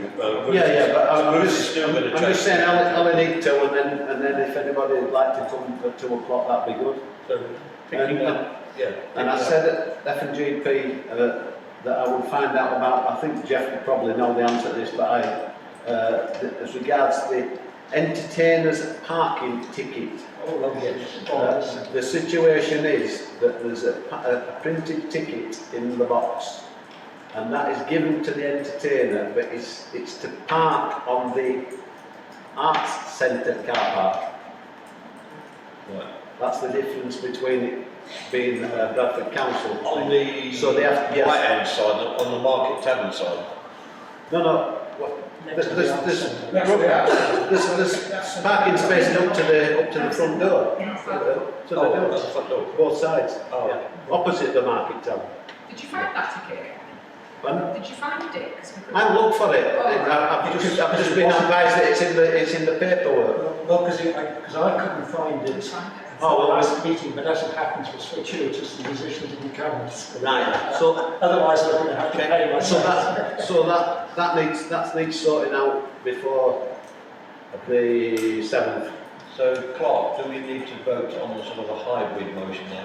Because we're not losing the gazebo. We're still having the town council present, but in the other gazebo. Can I just assume that you'll note that and we can all vote? So all in favour of the hybrid amendment that's been discussed. Seconded by Councillor Dawson. All in favour? Yes, that's unanimous. Thank you very much. Community events then, 21-22 299. To consider the following local events, including to receive updates and agree any actions. Eldwood Gala, 25th of June 2022, volunteers required. Once again, all these events, I think they're discussing, and the point they've just made about organisation needs to be considered in good time. And we're just going to have we'll obviously just have the 3 metre gazebo because that's what we've paid for. And we're just going to have a stall and just have councillors there to talk to the public. Are we having any displays? Are we going to have anything like that? I think we should certainly have printed copies of the budget and be prepared to talk about it. So any councillor there should be in favour of the budget, the precept. You should all be aware of the Changing Places programme. You should all be aware of the neighbourhood planning programme and what it's hoping to deliver. I'm sure that me and Councillor Gibbons can bring you up to speed if anything changes by 25th of June. But as to regards whether we want to put a stand and a backdrop and a whiteboard, I'm open to marketing suggestions from Councillor Dawson, I get. You were very lead on the EMAC when it was there with Councillor Simpson, weren't you, Councillor Dawson? So do you think we need to do anything specific? Well, I think you're right to point out that a huge amount of work has to go into making a musical display, and somebody has to create all the products and all the information, and the way that the council work is that has to usually be written and then approved by a committee, and then it has to be a budget for printing, and the rest of it has to be agreed. So it's not an inconsiderable process to create the products. What has happened previously as well is there have been some kind of interactive element to the stalls, so people have maybe been asked about their opinions on priorities or asked for ideas. It's a way of, you know, asking for people their views on things, long on the what's though, short on the how it's going to happen. So that's always a possibility to do that. There's usually been children's activities, which people have, free activities that people get involved in. I mean, I could put together some ideas for our next meeting, if that would be helpful. I can certainly help with Eldrick Gala on the 25th of June, so I could organise some kind of stall and display based on the stuff that we've got for that. And we'd be happy to do that. And it might then also be useful for the markets as well going forward. Thank you for that. Any other thoughts from around the table in the room? I think the only concern I would have with what Councillor Dawson just iterated was the idea of a consultation. I think we should go nowhere near a public consultation until we have greater thought given to what the subject of the consultation, what the neighbourhood plan is doing. You could just have suggestions. You could ask for suggestions, that wouldn't be a consultation, right? No, I think, you know, we've done that before. Yeah, suggestion boxes. I think I was mega box, but I've never met it. So Yeah, no, I think what we'd end up with a whole bunch of stuff that's not under the remit of the town council, and it will be bad for it. But well, that's going to happen, isn't it? So, you know, emptying bins, like lampposts and things like that. Okay. So volunteers, I've volunteered for Eldrick Gala. Chair, I can do a session again. Yeah. On the last minute, you had a whole list of volunteers for Eldrick Gala. Yeah. It was Councillor Barton, Dawson, Draco, Good and Williams. Well, do we need any more then? So, I'm sure that covers the whole Jeff day. as well. I'm assuming you'll be there anyway. Yeah, I will be there, so I can certainly do something. So I think we're fully staffed down there, Eldrick Gala. And I know you'll be manning the sausage stand there. Burning sausage. As a well, Prince of Wales Park as well. Eldrick Gala seems to be okay. Friends of Prince of Wales Park, I volunteered on helping on the coconut shop. Yeah, I volunteered for that. So, Councillor Good? I've something to say on that one as well. Okay. Alan Murfield approached me and he sort of said we didn't need to have a gazebo. Basically, he wanted some, he just wanted some assistance. Yes. He's volunteered Councillor Heseltine's transport, which then again I'd be happy to be involved with them if they needed it, or work with David if necessary. But it seemed more like he wanted volunteers to run specific stalls. Yeah. Could we have get back in touch and find exactly what they want us to do, please? Because it seems a bit. Well, to you use some did word a mention bit coconut shies. Pardon? You mentioned coconut shies, didn't you? Oh, there's a whole list of stuff. Different styles. So on the face of it then, assuming that we're managing stalls, do we have a fair proportion of people volunteering for availability on the 17th of July? You know, and do we need to have a presence as a gazebo that says Bingley Town Council on it? That's another question. Only if we're invited, I guess. Pardon? They might not want us there in that respect. What Alan said was he thought it put people off if they thought they had to bring a gazebo. I think that were his words. Right. But as I say, We're donating money for a postal. We're waiting for a grant request, I believe, on the... No, that was the question because no one could remember what they'd done in the past. They applied for grant. They had. They applied for grant and they said they wanted to have money for So they did apply for a grant. So they just applied for grant, usually small grants. So could we ask him, while we're in contact with him then about the grant, could he provide a list of stalls that he wants help with so that councillors know what they're volunteering for, because we don't want to be face painting and things like that. I think it's a bit specialist. I mean, as you said, we don't need a gazebo particularly, but seeing as though we're volunteering our help, and possibly giving a grant to the floor schools, it would be nice if we had a banner or a flag there just to say, look, we're here supporting. Yes. Take the banner. Yeah. Stand in. Put it right in the middle. Do like we did for to play days. Yeah, Okay. exactly. So I just bring a table. Yeah. So that's Bring a table. yeah. Just a chairs. No, just a chair. Yeah. Just on the logistics, Steve, myself and we're already committed You already committed in terms to of take everything in the morning yeah. and demolish it on Yeah. the afternoon. I'll have a word with John at some stage, just in case. Depending on If it's like, if it sounded like there's a stuff to take from Elvic to like chairs and stuff. Yeah, also all the red chairs that we have in the hall. Yeah. Chairs and all sorts. Well, anyway, Okay. I'm happy to be involved because I'm a member of Moving the on Council to Wales and Moving on, we don't need to vote on that apparently.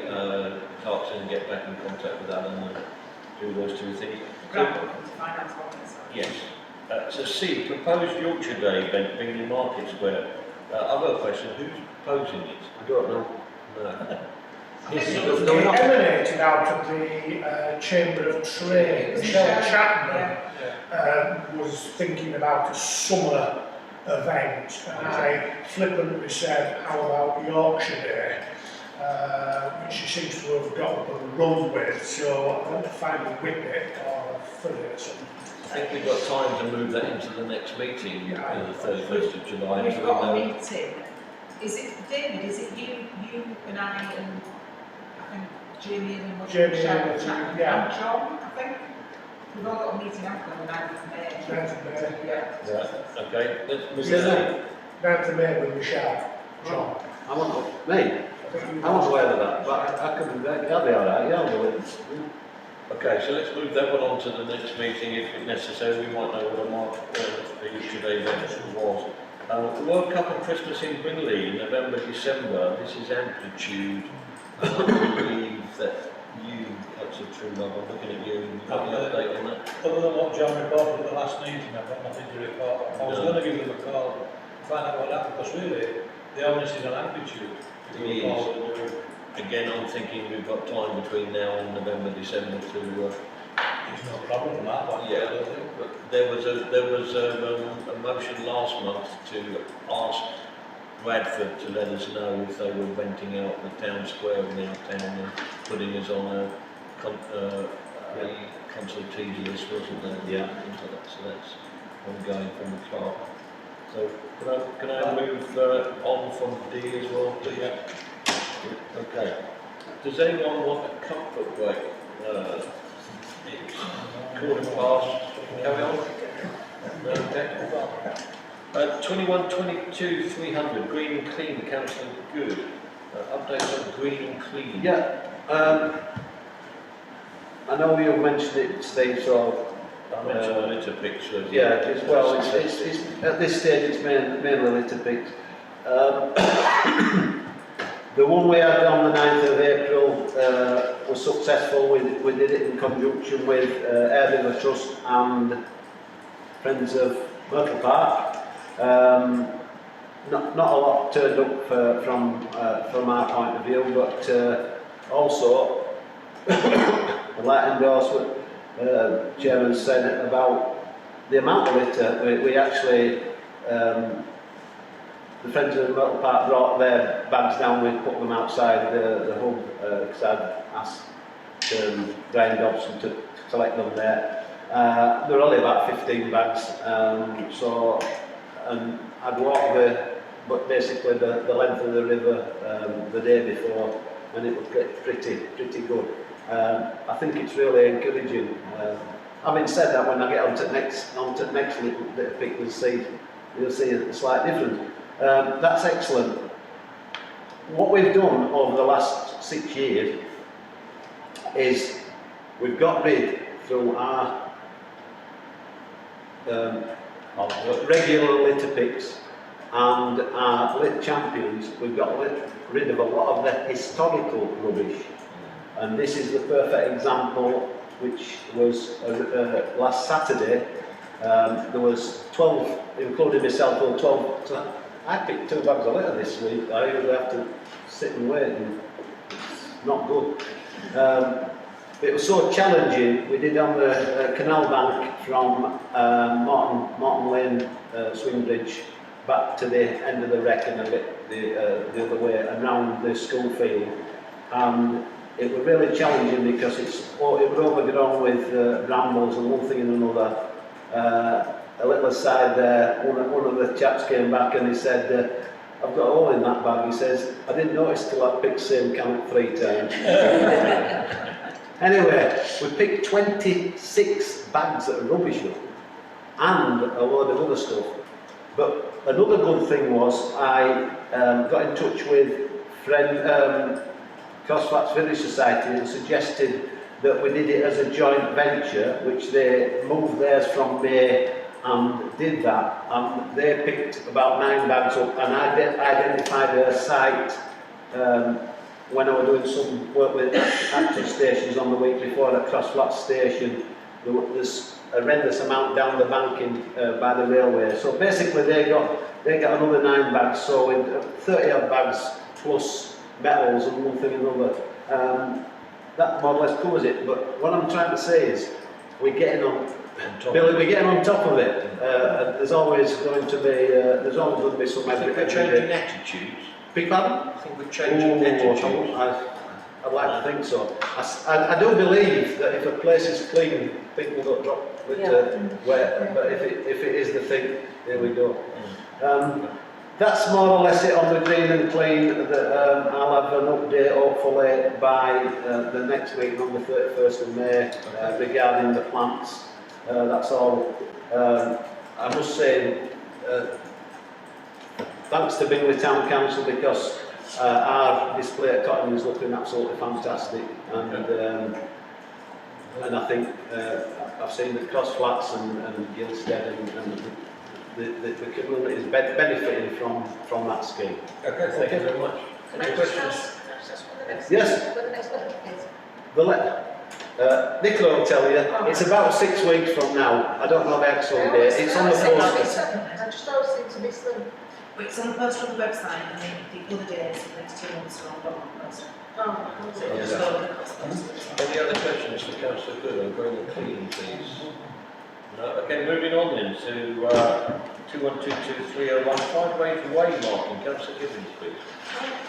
This last week, I've actually been approached by Bradford around moving all the brown signs around by Craig Williams. So they've actively picked it up as a project. I don't have any timescales from at this stage, but we have got some traction there. I haven't managed to get back in contact with CRT. I'm trying to set up a meeting with them to work out where they've got to with the stencil, because that seems to have gone a little bit quiet. But, the one thing that Bradford guy did raise with me was he was just slightly concerned about us having a sign pointing people into a paying parking bay, the main car park, and as to how that might play out in something like the TNA, that we're only directing people to somewhere that's got to pay to park in terms of road signs, because as we all know, you can't really get to probably 5 roads, there's no parking by it, we can't really get there. I did point out to him that this is a road sign that's already up, it's been in Bingley for years, and we are moving it, we will be moving it to a more prominent location, obviously if it is on Main Street, but just in case, so you're all aware. We refer them to you, don't there may be some negative reaction to that. But people do not have to park where we're directing them. You know, they can go elsewhere. And part of the things that CRT were looking at and Bradford said we can do is put up an information board about 5 roads in the car park itself. Yeah. So in some ways, some progress on the brown signs, very little progress on the road signs. Yeah. Okay. Councillor Beckworth, the other question. Yes, just a quickie. I suppose you haven't considered the town council symbols, ones on our note paper which we have here, on as part of the barking and the way and the ring, driveway. No, because I've sent, it's a while ago people saw the design, but effectively it's an arrow with the fiberised locks on it, so it needs If to we're be... paying for the posts, and there's a cost involved with it. No, it's the stencils, Robert, that again has the cost involved. The brown signs that Nick Phillip was talking about are already there, so we're just moving them around and getting them clean and pointing in the right direction. And getting a few additional ones put in place, Yeah. but they are standard. Yeah, they're standard council. They're standard road signs that we can't do anything about, because if you've ever had anything to do with what goes on with the road sign, it has to go through the Department of Transport, it has to be agreed. Yeah.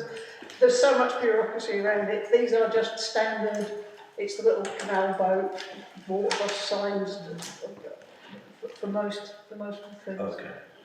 Councillor Good, you had your hand up. Yeah. The previous items, this that I've forgotten. You're tempting me. Go on. Canal Bank. A lot of looking to do, because you know what we get over. I understand there's a campaign about the litter bins on the canal at the bank, and it was flagged up at our lit pick on Saturday that it were horrendous, especially around. An letter has gone in.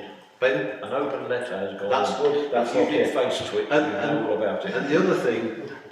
Can I just respond on that?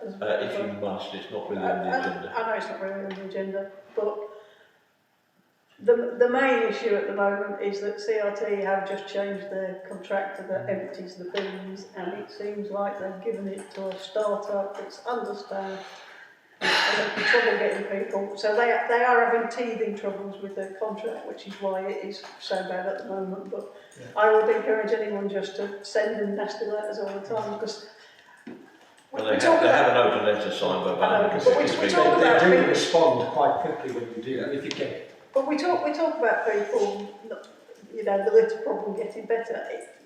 It doesn't seem to be. You walk past the bins on the canal and they are obviously full, so people just think, that's fine, I can leave stuff next to it and I can put my dog poo bags on top of the pile of dog poo bags. Not I'll take it home because the bin's full. So it's an education thing as well that we still need to get across the public. So, Chair, just a little follow-on.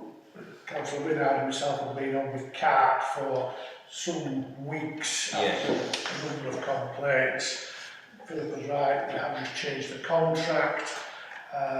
We've given them some suggestions, like instead of emptying them on Tuesday and Thursday, it might be better to empty them before the weekend and after the weekend, have bigger bins, and or increase the frequency to 3 times a week. That has gone off to their contracts people, so we await information whether they're going to listen to any of us or carry on doing what the frequency, I think, really needs to change. Okay. If not capacity, and okay, thank you. Sorry, that would under green and clean. The other thing is, I will not be available on the 2nd of July to do the market. Okay, hurrah. Okay, let's move back to the agenda then, please, people. Allotments then, 21, 22, 302. Allotment to consider allotment issues. I don't know of any that pressing at the full council level, unless Councillor Good knows different. Yeah, well, I've spoken to Ruth today. Our active allotment officer has arranged a forum for myself and Councillor Williams to attend, along with any allotment holders who cares to attend and give us their views or their complaints or their suggestions on the 3rd of May. I'm wondering whether Councillor Fenton might want to be in attendance to that as a new councillor. That'd be fine. That'd be absolutely fine. 3rd of May? Yeah. 6:30 p.m. It is 6:30. Yeah. If Jennifer's there, she'll put you right where. she'll give you a last 3 years history, but anyway. Site levelling, we've got to on camera, don't you? Big one? Yeah. I do now. Site levelling. I said she'd put you right, which is... Yes, absolutely. I'm sure she'll be appreciative of the comment. So, you're right, Steve, I need media training. Site levelling. Site levelling, we have the contractor that's dropped the old greenhouse and levelled that and made a good job of it. He hasn't completed, I understand he hasn't been paid either. That is, Roof keeps contacting him without a response at the moment. We've approved 2 skips for rubbish. One's for one of them were for a specific purpose. These are just day-to-day issues, though, they're not council issues that council needs to be aware of. Someone's trying to sort of move it. No, right, okay. And just, unless there's anything pressing that the council need to be aware of. No, okay then. Right, I just wanted to update people where things were. That's all. Yeah, Okay. kind of reporting to the F&GP and, you know, Right. council Okay. don't really Yeah. need to know unless there's any issues that we've No. got decisions on. No, there's not. My take on it anyway. Yeah, that's fine. Okay, so next one is probably more important than allotments, I'm afraid. Is 21-22-303 assets of community value. To consider reapplying for the assets of community value with time out in June, I think. It's either June or July. 23rd of June or something like that. I'm going to ask Councillor Dawson's advice on Bingley Town Hall. I think the situation on Bingley swimming pool is probably quite clear cut, and Merton Park is probably quite clear cut. But Councillor Heselton and Councillor Dawson may want to comment on Bingley Town Hall because it's changed. And my thoughts were that we could get the first papers which are in the cupboard, we could bring them out and we could refresh them and we could put them in with a new date on it. But I'm wondering whether the town hall itself has changed fundamentally because we're no longer having meetings in there. So Councillor Heselton. Yeah, the officers didn't want the town hall in. The area committee, because of their knowledge of continued public meetings in there at the time, got it changed. So trying to get new community meetings in there will be the challenge, because obviously we've had 2 years off with COVID. But should I be back on council, I will try and get the area committee back there, which we used to do, to keep that community use. Is it your opinion that at this point in time, Bingley Town Council could use that argument that the town hall There has is been, an asset there has of been community community use of that building. Camera Club, Better Bingley campaign, planning used to be in there, area committee goes, and there were another of other organisations that used the chamber as a meeting room. Remembrance Day. For the reception afterwards. So it has had community use, and we should argue that case, just because it's been closed for 2 years for COVID as an excuse. The other point is that these decisions were discussed at area committee and recommendations went, which basically were followed. However, the executive have now decided that they're cutting out the local democracy bit and it will be done by an officer in the portfolio holder. So, yes, the local element of that consultation and recommendation has to take office. Okay, Councillor Dawson said I'll ask your opinion. I'm assuming, a big assumption here, I'm assuming you had a lot to do with the original submission 5 years ago. And whether in your opinion it would be just a matter of refreshing those documents. Yes, I wrote the nominations for the assets of community value. It wasn't a big leap. And obviously the swimming pool was straightforward. The reason for doing Bingley Town Hall was because of the threat of it being sold by Bradford Council under our noses basically. And the reason for doing Merton Park was because the park is obviously the car park that's part of the town hall is actually a park, so therefore that was the reason for doing the park, so that it would be very difficult to sell the town hall because you'd have to kind of sell part of the park. And also because it's become apparent that Bradford Council had already sold part of the park in 2010, which had been the back of the building society. They sold it to Sainsbury's, but nobody was made aware at the time that this triangle of land, which had historically been part of the park, but which had kind of been turned into the building society when it was built in the 1970s, was still a bit of the park really. It had just kind of been moved. So I think Bingley Town Council has never been allowed to meet in the town hall despite its best efforts, which is a shame really, because if it had been allowed to meet, then that would have been an even stronger reason for it to be a massive community value.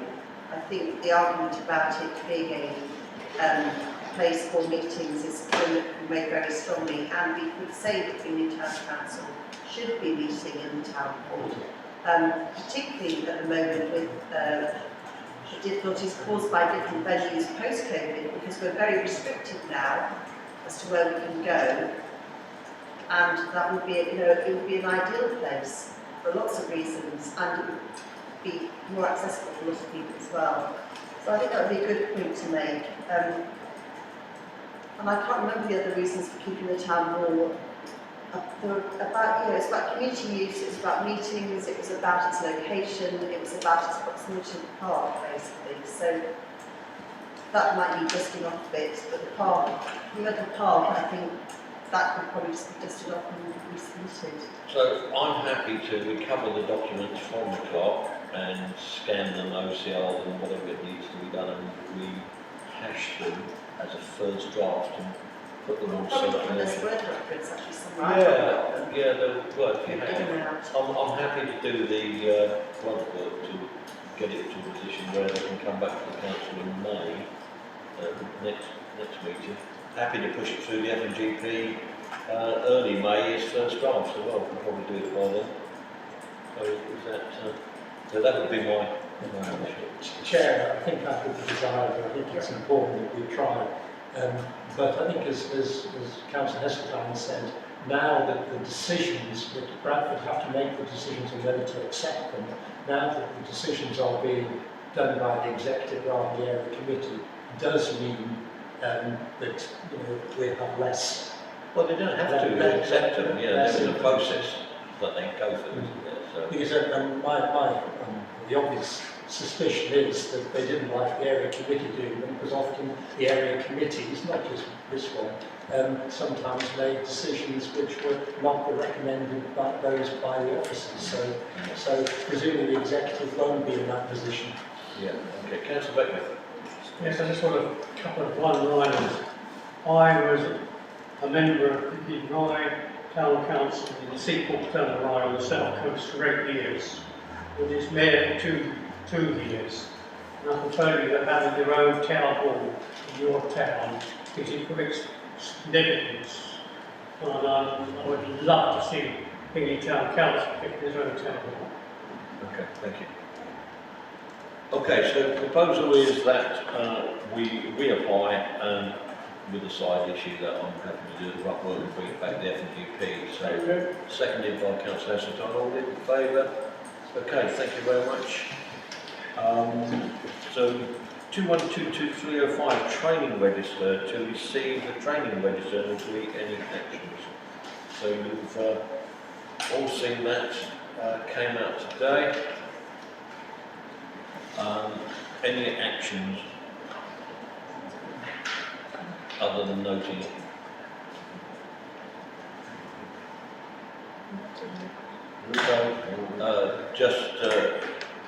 Just a word from me from the chair. There's a whole bunch of courses available, but mainly Zoom meetings from YOCA and NELC that were advertised to councillors regularly, and you're encouraged to go on the ones that you feel appropriate. Okay, thank you very much. So noted. Town Clerk's report. That's come out as well. So, any questions on the town clerk's report, please? Just a note to chair, I think. The only one of note is the 3 Chromebooks you see isn't on the agenda because the FGP haven't agreed what to do about it yet. So that's why that's still in the abeyance there. But any questions on the town clerk's report? No. Shall I move on? Yeah. Okay, thank you. Correspondence. So the correspondence wasn't attached as it came out on the agenda pack. A lot of it was presupposed that we'd already got it during the month, isn't it? Some of the emails. Yeah. So that, I guess that was a little bit of a difficulty for me, briefing the new Councillor Fenton as to what might have been on that particular bit there. So Councillor Fenton probably hasn't got the awareness that we all have of access to emails up to date. But an email, so if you want to talk to us through the email from PKF Little John, that's the company that helped us with the audit last year. Yeah, they're doing an external audit this year as well, so. Okay, so that's just a note. Yeah, so noted. Anyone any points on PKF Little John? No? So various emails on a daily basis, both from YLCA and then copied out by the clerk from YLCA as well as agreed last month. Was that the FGP we discussed that? Or was it the full council? That was here, I think, wasn't it? It's full council, okay, yes, so we've agreed that we're not going to avoid the duplication. And the White Rose publications, so any questions on various emails from YLCA and White Rose? No? Telephone call from resident me concerns over the precept rise. This is one call that Eve was fended off with a resident who was concerned about the 24.97 or whatever it is percent rise in the precept. Unless Eve wants to tell us any more. Yeah, he was very pleasant. He just wanted me to talk him through it, as an NGOs, etc., etc. But he was very pleasant and wanted to know why the staffing costs were going up. So I explained it to him and he was lovely. Yeah, I think that's my background is that we should have the budget in the back of our pockets for explaining to residents where the money's being spent and justifying it from that point of view. Okay, emails from Bradford Council including Queen's Jubilee grants. So basically these things coming up from Bradford Council area committees saying that if anyone knows of a community group that wants some money, please advise. I personally don't know of any community groups like that, so no. I tend to skip past them, but I'm sure others do. Andy Olsen's dealing with it. Unfortunately, he asked me if I knew of anybody. He's flagged up a group on Lee Lane. She's concerned about getting the money because they're not a constituted organisation.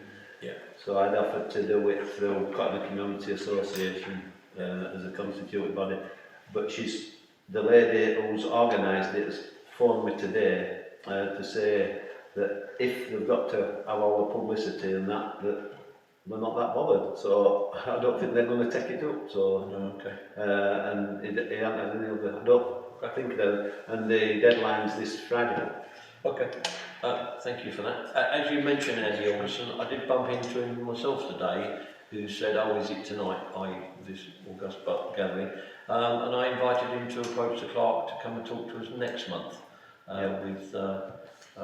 He really wants to tell us what he's doing in his new role, so I invited him to approach the clerk.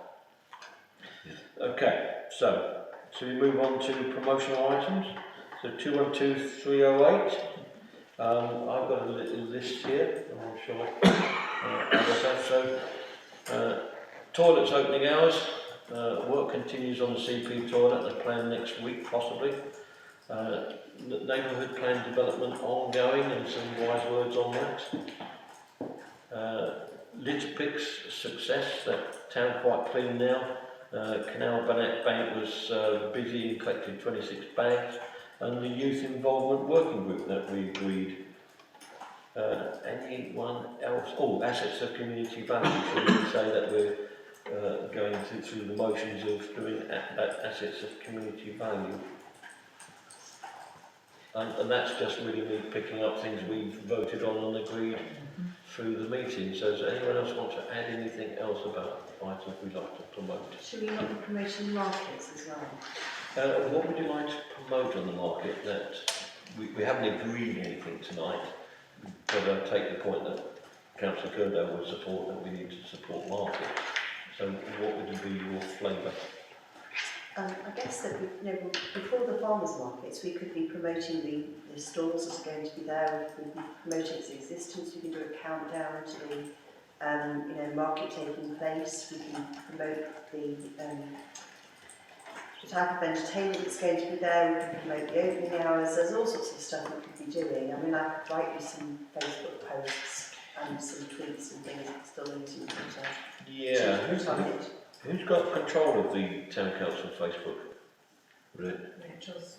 Rachel. Well, it was going to be me, but there was a bit of a question about it, wasn't there? Because Yeah. I can't commit to what Helen used to monitor it quite often and respond to people. I can't do that. It's more picking up what Councillor Dawson just said about countdown to market day. Yeah, things like doing posts, I can do that, no problem. Right. But responding, checking Facebook every hour or so, I can't do that. So what used to, especially Michelle, what used to happen was that there were about 2 or 3 councillors who had access to the Facebook page, and it was made clear that the page was not monitored on a regular basis, so people would check it maybe once a day, or the staff would check it in the morning, so it wasn't a question of doing it every hour. But then if there were events that were happening, like the market or going to a public event, then pictures could be posted as and when they were happening, really. So it wasn't so arduous. You didn't have to sort of check it every hour. And maybe if you do set it for notifications, you kind of know people post as well. So. Okay, so It's route 3 and route yeah, okay. So this agenda item is about things that the council wishes to publicise from this meeting rather than a countdown to the market. So we can certainly publicise that the market is going to happen on that Saturday. We might even know who the entertainer is, and we can certainly publish that. Might that be something we know that at this point in time? Who the entertainer is? For the next market, I'm not sure. No, okay. Well, if we know by the time the publication comes out, then we can add that. Okay. So can I move on to exclusion of press and public? 21-22-309, exclusion of press and public. There are no members of the press and public, so I don't feel the need to read it out, but for the purposes of anyone watching, there are no members of the press and public, and they have been